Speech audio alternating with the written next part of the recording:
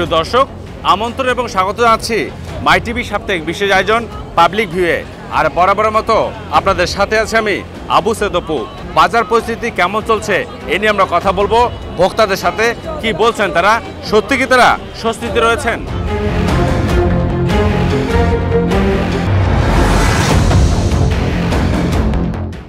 গেল কয়েক বছর ধরে নিত্য প্রয়োজনীয় দ্রব্যের দাম বাড়তি থাকায় নাভিশ্বাস উঠেছে ভোক্তাদের। যদিও মাঠ পর্যায়ে বছরের 11 মাস খোঁজ খবর না থাকলেও রমজান মাস আসলে বাজার নিয়ন্ত্রণে নড়েচড়ে বসে ভোক্তা অধিকার সহ মনিটরিংয়ের ব্যবস্থায় থাকা কর্তারা। আর এই পরিস্থিতি শুধু রাজধানী নয়, সারা দেশের বাজারগুলোর। কিন্তু পরিস্থিতি যেন যেই লেও সেই কদু। লাগামহীন নিত্য প্রয়োজনীয় জিনিসপত্রের দাম নিয়ন্ত্রণে বৈষম্য বিরোধী শিক্ষার্থীরা মাঠে নেমে তদারকি করায় বাজার কিছুদিন শিথিল থাকায় ভোক্তাদের ক্রয় ক্ষমতার মধ্যে ছিল সব ধরনের পণ্য।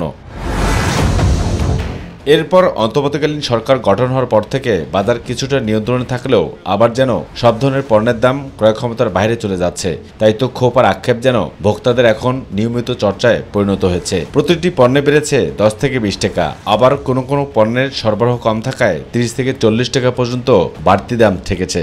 গত সপ্তাহে 120 টাকা কেজি ছিল, এই সপ্তাহে 160 টাকা। টমেটো 140 টাকা কেজি, বেগুন 80 টাকা কেজি, আবার করলাও 50 টাকা 60 টাকা কেজি।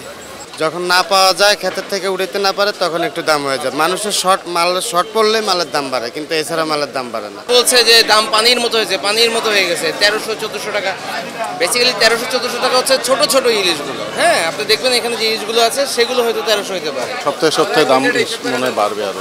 আমরা অল্প বেতনে চাকরি করি, আমরা মধ্যবিত্ত ফ্যামিলির মানুষ। তো যে দামটা যদি কমে তাহলে আমাদের জন্য জীবন ধারণ করতে অনেক সুবিধা হয়, না আমাদের অনেক কষ্ট হয়ে যায়। প্রিয় দর্শক, এই ছিল আজকে আমাদের পাবলিক ভিউয়ের বিশেষ আয়োজন। দেখা হবে পরবর্তীতে নাগরিকদের কোনো প্রত্যাশা, প্রাপ্তি, সংগতি কিংবা অসঙ্গতির গল্প নিয়ে। সে অপেক্ষায় ভালো থাকুন, সুস্থ থাকুন আর সবসময় চোখ রাখুন মাই টিভিতে।